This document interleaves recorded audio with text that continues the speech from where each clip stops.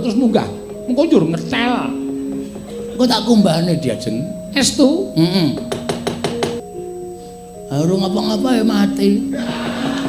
Anjo ngapa iki hasilnya? Sama juga bohong. Yo mengko. Mbok saiki. Mengko nek wis rampung perkarane. Ya Ratu Banowati. Bukaan lawange. Ya Ratu Banowati dipun buka korinipun. Nuwun sewu kok Prabu, sekedap kok Prabu sekedap. Niku Piyai Putri kok tuku patunge wong mledeng. Menika pancuran. Pancuran? Nggih, namung kemawon dereng kula damel. Ora pati nduga mono iki reca apa? Lho, Bagong ipat. Lho. Memang iya. Kejaba mung kudu didaupke. Ning kowe kudune melek. Melek iki kan mau. Saiki ngene. Aku ngono. Lho. Iki jane iki omongane gathuk ora. Kowe mesti mumet musuh aku. Cah cerdas e. Nyepelekke ora nyepelekke. Kowe bali ora? Ora. Ora gelem bali. Oh, bila omonge wis ora kok. Dibaleni meneh ora gelem bali. Ora gelem bali ya ora bali.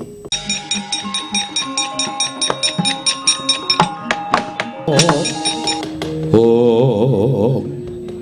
Tobat. Kok sajake rada ragu-ragu Bagong. Piye? Tak pikir-pikir niki nganu menimbulkan masalah. Perkara apa? Nek Sinuwun Prabu Duryudana prisa monggo sing manjing taman Bagong. Kurawa mesti dampyak lek ajeng nyekel kula mesti rebutan. Urung ora urung Bagong mesti tekaning pati. Nek kowe mati aku mati. Tenena. Tenane. Heeh, tenane. Tobat tenan. Nek aku lara, nek aku dikeroyok Kurawa, aku ya kudu dikeroyok Kurawa. Pokoke sebaya multi sebaya mati. nek pancen wis niat ngono tenan, wis ben tak tekati. Tobat. Aku saiki tak takon uga. Terus bojomu nang omah piye? Duleke. Wis semen ngopo? Tobat. Tak oleke nang omahe ben. Surapati opo enak. Anak-anakmu dititipke panti asuhan. Domongke nek bapakne mbone mati, ngono wis beres. Tobat. Terus tenan kowe. Nah, ning ya aja ngono kuwi, ora terus ora basa garwa iki karo Piyai Kakung basa. Tobat penjaluke kok aneh-aneh. Ayo men mantep ya. Nun inggih kula tak lenggah ngandhap ngaten menika. Nah, ngono. Diamon, Diajeng. Arang sok sasar susure. Ayo wong grogi iki werna-werna omongane. Nggih, Diajeng Banowati. Kula wonten maring dawuh Kamas. Teng cermut nang ngendas. Inggih. Tempat tidur ditebahi. Inggih, ngestaken dawuh. Ning panjenengan kaya siram. Anu munggah tempat tidur ape kok ora siram babar blas. Monggo sprayine iki ya putih panjenengan kok terus munggah. Mengko njur ngecel. Engko tak kumbane Diajeng. Estu? Heeh. Wis ngonten mawon. Engko nek kira-kira aku Kurawa tekan kene, nek aku arep dicekel, kowe kudu dicekel. Aku arep dilara, digawe lara, kowe kudu lara. Aku arep dipateni, kowe kudu dipateni. Ewadene Inggih. nek ana pancen sing arep misahke katresnane awake dhewe, ora malang bakal tak putung. Panjenengan wantun. Wani. Piye? Tekati kok. Pleguduk swaro gembal Sumarante. Dik Pate, Pripun? Niki kok dadi ana sandal wong lanang tulisane BG. Engko gek Bagong Darmono. Sinten jenenge Pak? Mboten ngerti. Aku sandal jepit wangune wong kere niki. Nggih. Wong ora duwe cetha sandale ming jepit kaya ngeten iki. Tur udu seleo. Napa? Seleo. Swalo sleo. Cetha nek iki memuran iki. Nggih. Iso dikater kaya ngeten kok. Empuk niki sandale. Nggih. Dibuang nggih, Pati, dibuang. Nggih. Pun kula buang. Nuwun sewu nggih dipun dodhok malih nggih. Yai Ratu Banowati. Yai Ratu Banowati. Kula nuwun sewu menika ingkang raka ing Mandura. Yai Ratu Banowati. Kok tak mulai ya. Patobat. Ora sawedi nek panjenengan dipun piloro kula ya kudu lara nek panjenengan seda kula ya kudu mati pun ngaten man sebaya mukti sebaya mati. Ora ngapa-ngapa ya mati. Anjo ngapa iki hasilnya? Sama juga bohong. Ya mengko. Masa iki. Mengko nek wis rampung perkarane. Yai Ratu Banowati. Bukaan lawange. Yai Ratu Banowati dipun buka korinipun. Nuwun sewu Kakang Prabu, sekedap Kakang Prabu sekedap.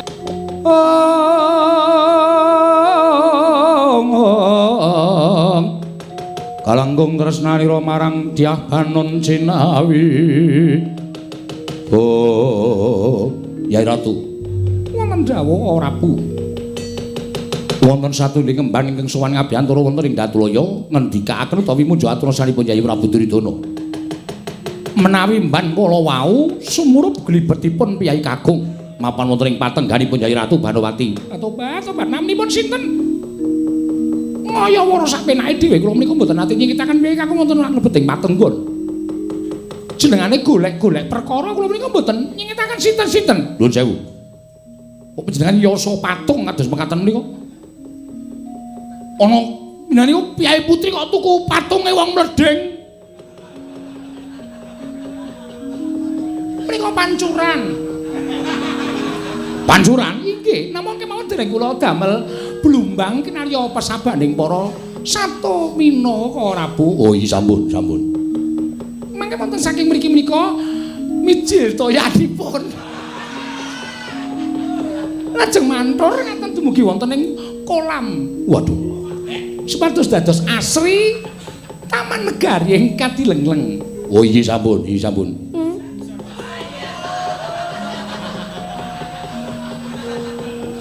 Isampun, ae ngatur isampun. Ae ngatur menika sanes tiyang. Sanes. Ing atase reca sarungan. Panci menika saking mrika, Prabu. Saking mrika. Oh iya sampun. Swara apa to iki ngapung-ngapung?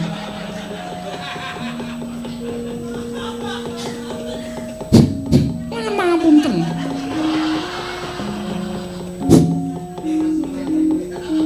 Oh, nika mula-mula ambune teng-tengan kaya ngene. Nuwun sewu nggih. Nuwun mapunten, Bu. Nuwun mapunten jatosipun. Sampun caket-caket lho mboten sekeco Nyai Prabu Duryudana. Dados menika pepasren ninggal Taman Kadilengleng. Kasinggan mekaten. Mangriwin. Kok kaya-kayane kok suarane tukul saka kene. Ngak-nguk. Monggo tak sawang yen watu kok meka kaya ngono. Ora pati nduga mono iki reca apa? Lho, Bagong iki Pak.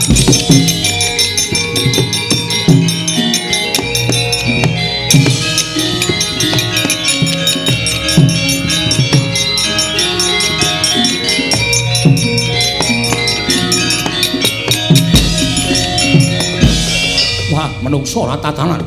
Yai Ratu sanget-sanget anggen paduka ngiyas dhateng ing Raka ing Mandura. Teka panjenengan Mentala. Matur citra lan ing Raka ing Mandura. Nyuwun pamunten kok Prabu, nyuwun pamunten. Bagong. Anggep apa kowe? Kok mledeng ning ngono apa? Anu wedi. Takut Wedi karo sapa? kali sampean. Ngopo kowe wedi? Amargane kula teng mriki. Yai Ratu. Wonten maring adawuh. Sameneika kula nyuwun prisa. Inggih. Piyai kakung ingkang mapan wonten telenging taman menika sinten? Inggih. Nyuwun pamunten. Nyuwun pamunten Bagong. Lho. Memang iya. Wah, manus malih jajalan. Kula nyuwun pamunten lha kok Bagong mapan wonten ing taman menika. Dasaripun menapa? Tobat nyuwun pamunten bloko suta kemawon. Kula menika tresna kaliyan Bagong. Lho. Tresna dos pundi? Inggih, tresna kepengin banget dipun mengku garwa tiring Bagong. Dasaripun menika piyantipun nyenengaken kula sampeyan saged remen manah kula. Lho, nyuwun pamunten panjenengan niku garwanipun Nyai Prabu Duryudana. Ngertos. Nek jenenge wis ora tresna arep napa meneh? Yen kula sampun boten tresna badhe menapa malih? Kok Prabu Duryudana kula aturi emut. Bila kula sampun boten tresna sak mangke monggo kula dipun pisah ya ora apa-apa. Ana sing wis nampani. Sinten? Lah menika. Kakang Mas menika. Angling Darma. Angling Darma.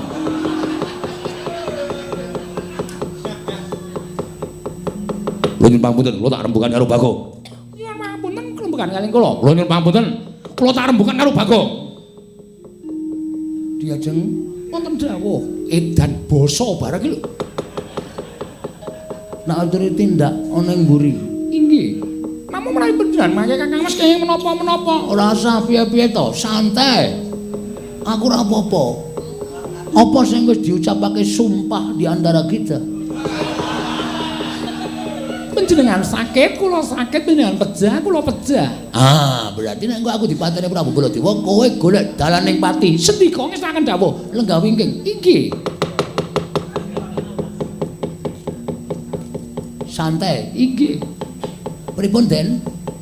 Anggep apa kowe tekan kene? Anu, ngumbahke kathok.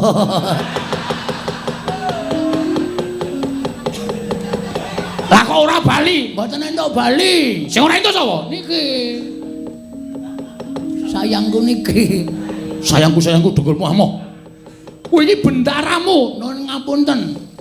Ora nyawang bendara, ora nyawang batur. Tresna niku ora milih derajat pangkat. Tresna niku paringane sing gawe urip. Gusti wis paring katresnan karo Dewi Banowati, katresnane Dewi Banowati tumuju marang Bagong. Bagong wis dinaiki katresnan. Wis padha-padha tresna. Ana ndi neh? Kejaba mung kudu dijaupke. Ning kowe kudune melek. Melek iki kan mau. Kowe melek oh ya to Yayi Ratu Banowati garwane Yayi Prabu Duryudana. Mang takoni Banowati tresna mboten Yayi Duryudana. Pun mboten tresna. Tresna niku iso luntur. Lho, arep dinaik duit pirang-pirang arep dinaik derajat pangkat bebasan nganggo emas nganggo apa nyamping mas ginepeng. Ning nek pancen ora atine ora tentrem atine ora seneng ora tresna, pripun? Aja napa sampean? Lho, mboten lho niki kenyataan. Kenyataan. Dadi mboten sapripun-pripun. Pun panjenengan mboten sang gagas Prabu Duryudana saniki panjenengan tak dadeke seksi. Seksi apa? Ijab kula. Lho. Wedan kowe. Soalnya kula dereng gadah seksi. Dan Semar sing ora gelem tak kon seksi, mesti ora setuju kula entuk Banowati. Mergo kula nek mukti gareng Petruk Semar niku ora seneng. Mula kula golek seksi sampean mawon. Edan kowe. Mboten edan iki kenyataan. Ayo kowe bali. Kowe bali. Bali teng pundi? Nang omahmu. Kowe ora gelem bali aja kelakon tutuk. Gelandang nenggala kowe. Woi. Kang Mas, ngatos-atos Kang Mas. Santai, santai.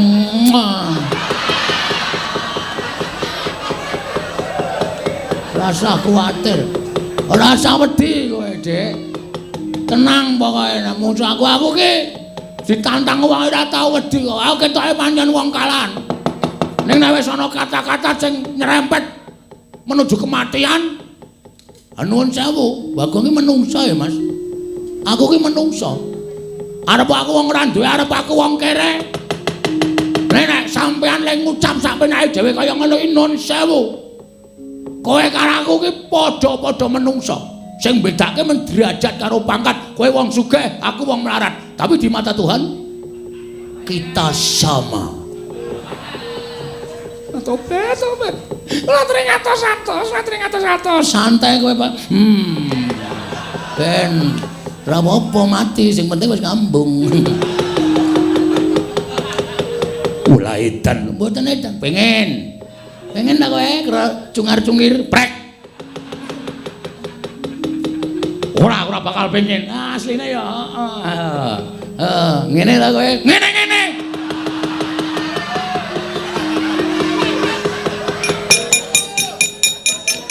Jengkolmu melocot kuwi. Baladewa ki wis menep. Menep kok ana ngerti kanan kaya ngene iki ya tetep.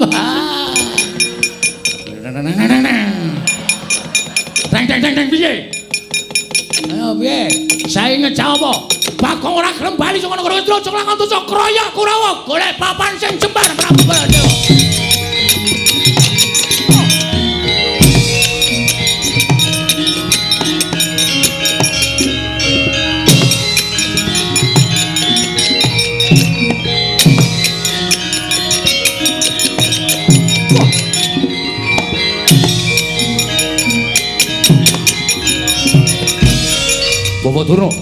Bapak Durna. Wonten dawuh, Gen.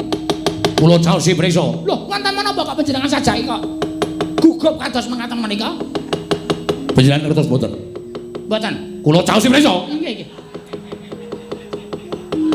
Panjenengan ngertos mboten? Mboten. Inggih kula caosi prisa ing mapan wonten telenging Kadilengleng Taman. Nggih, sinten? Menapa sampun pinanggih kalian Kyai Kakung badhe ngebang dhateng pun Gusti Ayu Dewi Banawati? Sampun. Sinten? Panjenengan kula kandhane mesti kaget.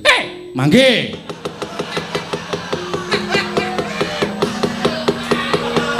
Wong kok senenge kok dhisiki lho. Wong arep dikon kaget kok kaget dhisik. Hubungane kali jantung, Dik Pate. Oh. Nek nganti kula mboten kuat, oh mandeg jantung kula ngrekoso. Kula caosi prisa. Nggih pripun, Gen? Ing mapan wonten ing Taman Kadilemleng menika jebul Bagong. Lho. Sinten? Wis kaget kok urung krungu. Namung seru tok. Wah. Ngaten wonten talengan kula. Headsete dicopot. Oh iya lali aku. Ngrungokke apa to? Lali janjine. Oh.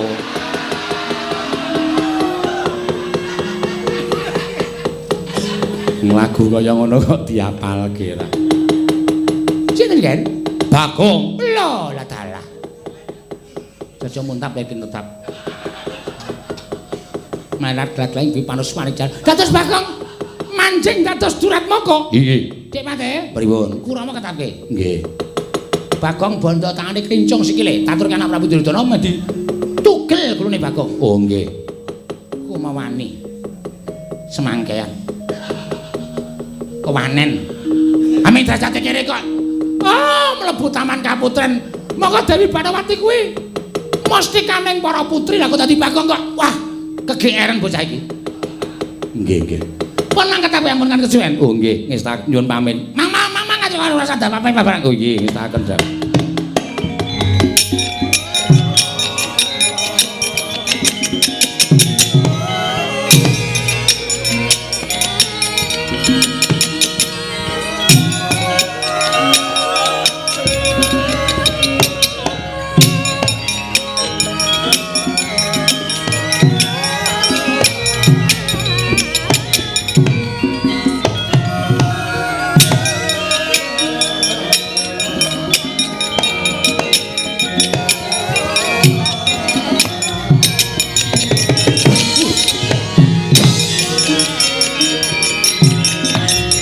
Wali andeng.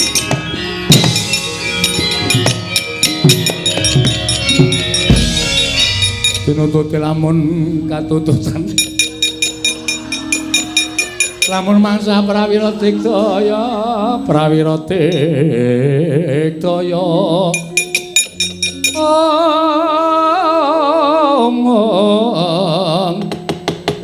Ora nggono magawe gelar. Oh. Wong pinter ora kaya Bagong mlaku mundur barang kok wangun. Kuwale. Iya. Nek ora tok kandhane aku mundur terus iki mau. Iya. Ndara Kartomarma Dasar Purnyata. arep ngopo mrene? Lho lho sik kowe ora basa karo aku. Aku ki pangeran Pati. Kowe ming batur. Salah kowe. Aku calon Nalendra Ngastina. Lho. Entuk ketemu pirang perkara. Pirang-pirang. Entuk pirang-pirang aku. Separuh tak singgahke, separuh tak dol. Perkarane kuwi. Pirang-pirang. Aku ki wong kere perkaraku pirang-pirang. Utang duwe. Masalah rumah tangga duwe. Masa jawab aku salah? Ketemu pirang perkara ki dasarmu apa pawadanmu apa? Ngene tak omongi Kartomarma. Iya. Dewi Banowati, Prameswari negara Ngastina. Iya. Kuwi tresno karo aku. Lho. Tresno karo kowe. Asli yakin. Lah aku arep diangkat dadi ratu. Lho. Ratu ngendi? Ratu Ngastina. Yen ngono kareng gelimpangke Prabu Duryudana. Nek kuat. Lah aku aja minta pancal. Wong edan ra tatanan. Pancen wong edan ana sing tatanan. Nek tatanan dudu wong edan. Saiki ngene. Aku ngono. Lho. Iki jane iki omongane gathuk ora. Kowe mesti mumet musuh aku. Wah. Cah cerdas e. Nyepelekke ora nyepelekke. Kowe bali ora? Ora. Ora gelem bali. Oh, bila domongi wis ora kok. Dibaleni meneh ora gelem bali. Ora gelem bali ya ora bali. Aku tegel karo kowe. Masa? Kuwi dudu nggonmu. Ya nyilih si Dela. Kowe gelem bali apa ora? Lho. Walik kowe sing kudu. Wah, Ndeng, kowe sik sing ngomong. Ora. Aku sesuk ora gelem, saiki ora gelem. Ora gelem kendarat silamu. Ayo, jajal nang kene. Kartomarma karo Bagong menang sapa? Aja ngluputke aku yen kowe tekaning pati. Ayo nek pancen iso pancen ana Bagong.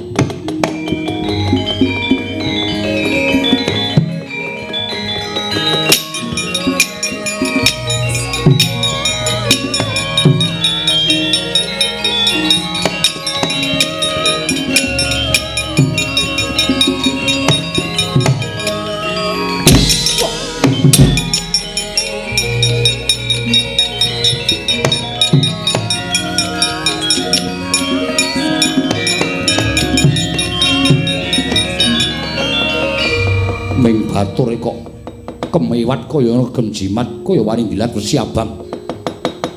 Antem silamu pisan gletak. Tangyo. Yen pancen kowe digdaya Tangyo. Tangyo, kuwi panakawaning Semar kok ming sak jotosan tekaning pati. Ora serep nyawamu. Wah, semoga semute kene. Mula idan lho. Kene wedi. Tapusi kaya ngono kowe mlayu Kartomarma. Ayo. Ngejak pirang dina arek aku iso mateni aku bumi langit tangkep Kartomarma.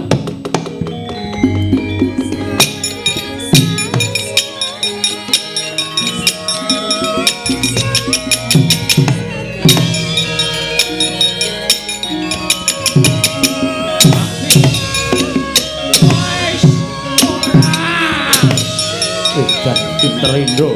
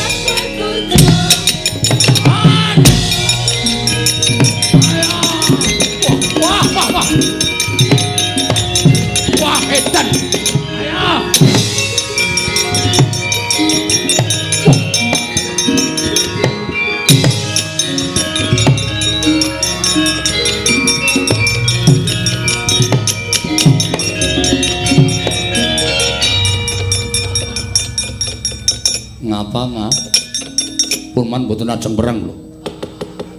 Kok ora perang apa? Wong mungsuh Bagong kok mundur. Sampeyan mboten ngerti tandange Bagong. Jiji. Gilani. Lah priye ta? Perang kali kula tak antem ora dirasake bareng gelem males nubruk awak kula. Apa member rai kok didilati.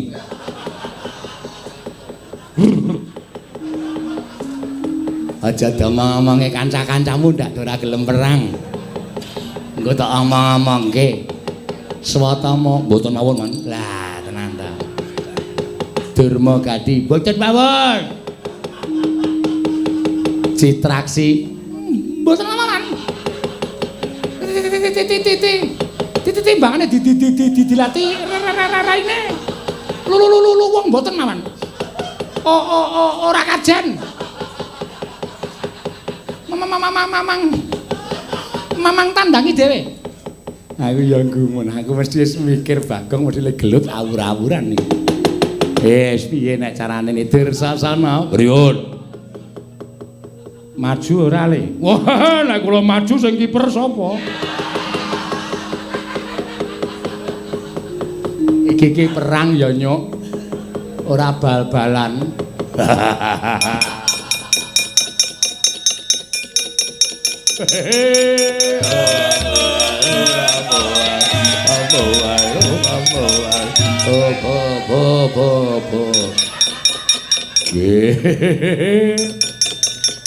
Mungsuhe sapa, Man? Sidane sing nyolong teng Taman Sari sinten? Kowe tak kandhani aja kaget ya nggih.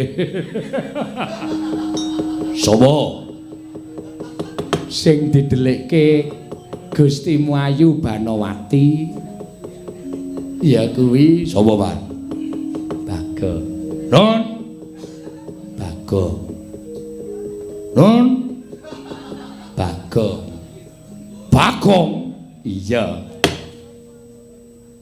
Bagong Ponokawan. Eleng-elenge ra jamak-jamak. Kartomarma gelut karo Bagong, jarine Kartomarma ngantemi Bagong ora apa-apa. Lembales Kartomarma ditubruk didilati raine.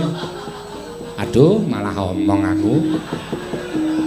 Oh, jijik. Mulih wae. Piye to ya? Aku ki menging ngomong malah omong dhewe.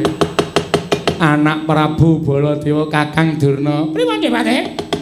Sampeyan kepasrahan nyekel Bagong napa mboten tumandang karo nek cara kula ngisini-sini. Manus-maning jajaran sukertan bawane iblis lanang. Bagong ajeng kula tegeli. Nggih, monggo mawon nek ora ditegeli ndak tuman. Kula ajeng gawa Kyai Cundha Manik. Mun monggo arep gawa napa-napa sak karep sampeyan.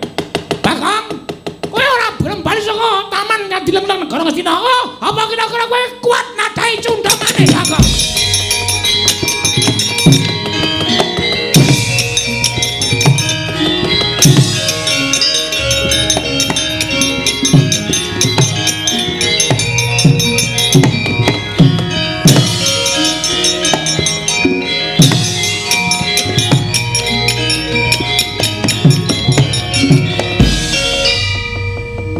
Durna gleleng nggawa drei. Kok bengkel ya saiki jake. Kok drei obeng kembang kok diatung-atungke. Kowe nek kira-kira mungsu aku nek gelem kewirangan ya maju Dur. Nek ora gelem kewirangan tak prenggake becik kowe mundur. Nek arep kewirangan wo. Aja takon dosa aku sago mirang-mirangke karo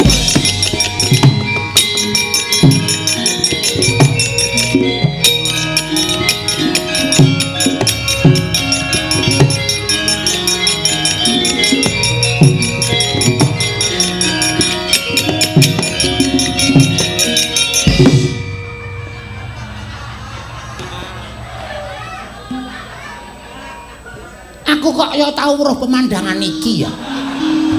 Nendi terus kapan? Kok kaya tidak asing.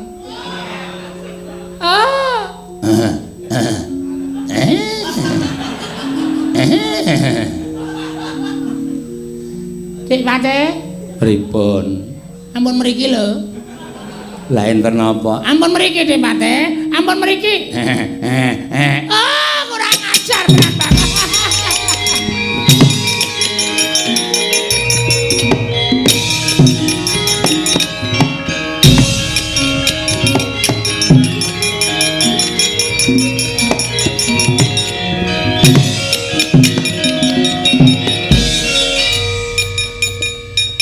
kok raine pucet.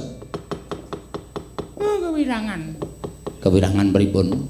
Kula mboten cundha manik. Nggih. Bayangan kula Bagong mesti mati, ora bakal iso nadai cundha manik. Nggih. Bareng kula tekan rika. Pripun mbok diceritani? Kok Bagong niku malih jaran.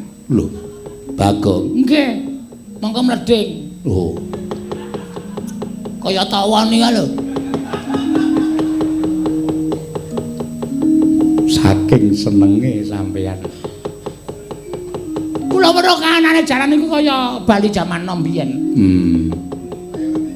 Bentuk ya ora kaya ngono niku. Nggih. Wis isin kula cek pancen, isin kula tak bali teng Somalkila mawon. Pundi? Sokalima. Kok Sokalima Somakila piye? Sokalima. Nggih kula tak wangsul teng Sokalima mawon nggih, Pak.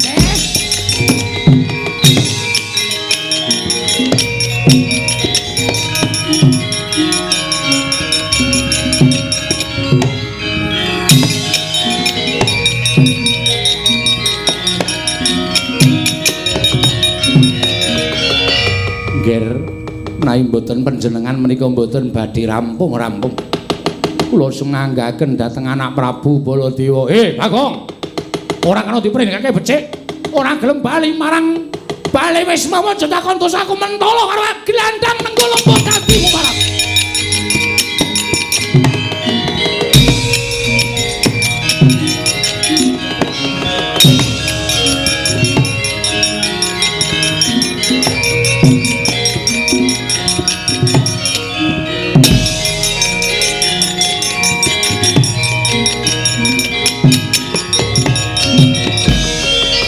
Jagat Dewa Bathara. Ya jagat pangestungkara. Telih Mandra Jaladewa. Nantang karo Prabu Baladewa ora gawe kewirangan. Tobat Koko Prabu sampun ngatur menapa Prabu. Koko Prabu kula nyuwun pangapunten Bathara. Koko Prabu sampun dipun percaya.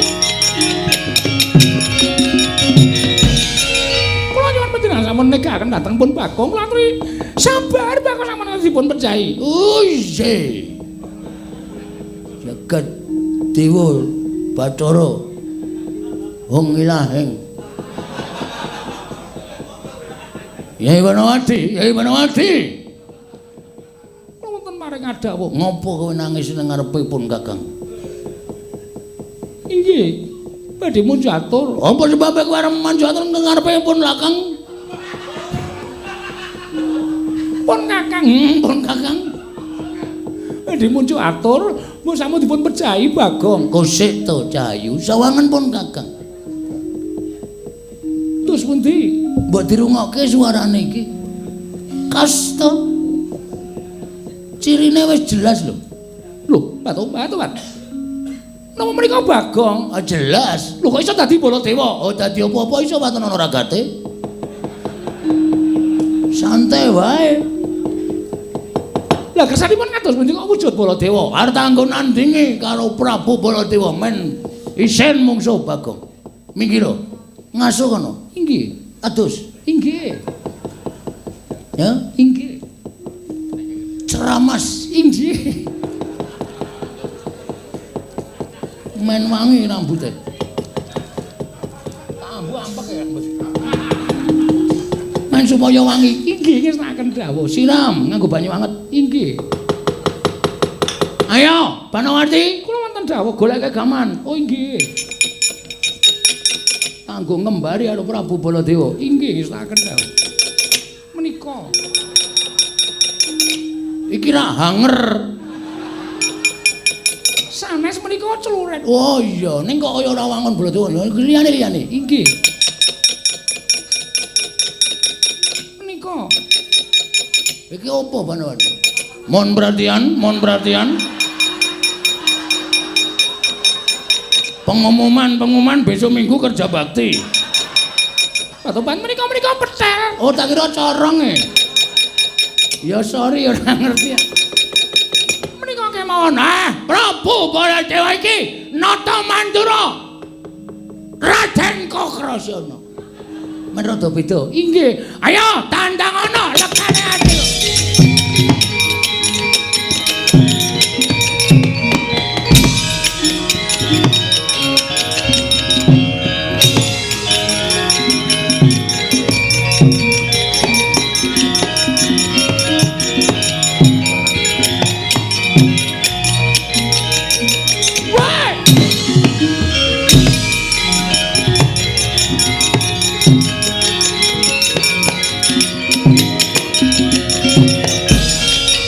Manuswane jajaran ate iblis larat. Nah, iki sapa iki? Aku ngedep kaca iki piye iki? Tepungke wae. Narendra Mandura Prabu Baladewa. Lho, edan. Edan iki Ora edan iki tenan Baladewa tenan. Lah iki suarane kok iki ra Bagong iki. Oh. Lho kok dadi Baladewa? Lho kesewan sandangan wayang wong. Ora edan. Iki kowe ngembari karo aku. Tak kembali wae. Mati dening Nenggala. Mohon perhatian. Mohon perhatian apa? Aku duwene gaman mencorong iki. Wis gelem iki ra gelem ya. Wah, mati teh, mati bareng kae.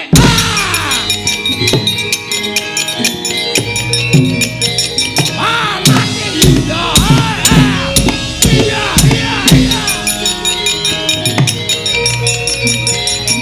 Wah, lada.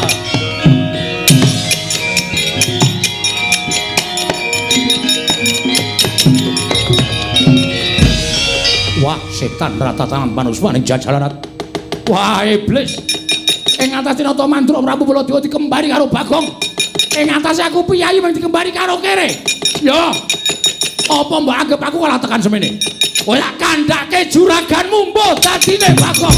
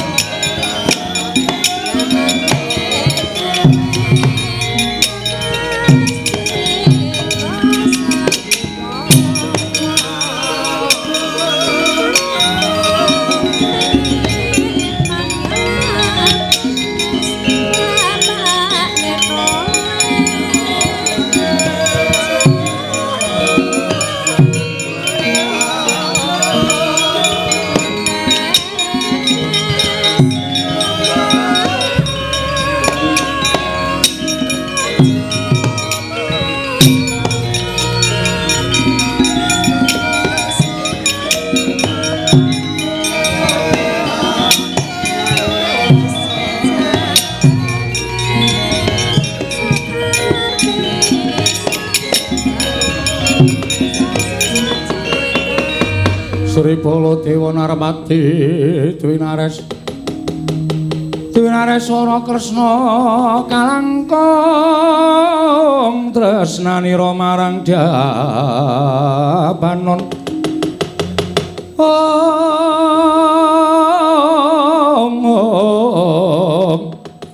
marang Dabanon Cinawi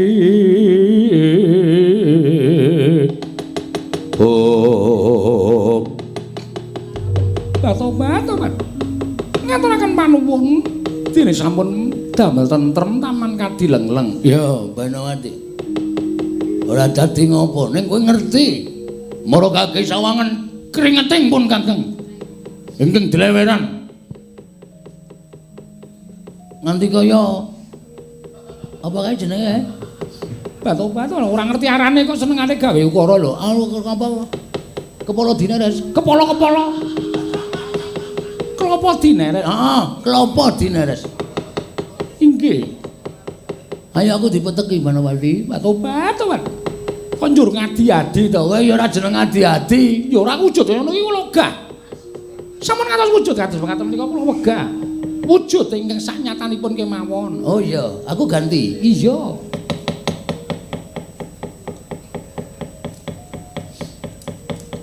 Ngene iki kowe luwih seneng to? Ngoten menika nek mijet iki ora akeh-akeh. Wong sikile ya cendhek, gegere ya kandel. Rasa nggo tangan nganggo linggis. Men modar, ha. Ukaramu ki ora iso ketemu nalar. Nek ora apa-apa gane kowe tetep tresna karo aku, Banowati. Ayo gek mundur. Iki para wayang-wayang adegan kedua wis padha siap-siap. Mekaten.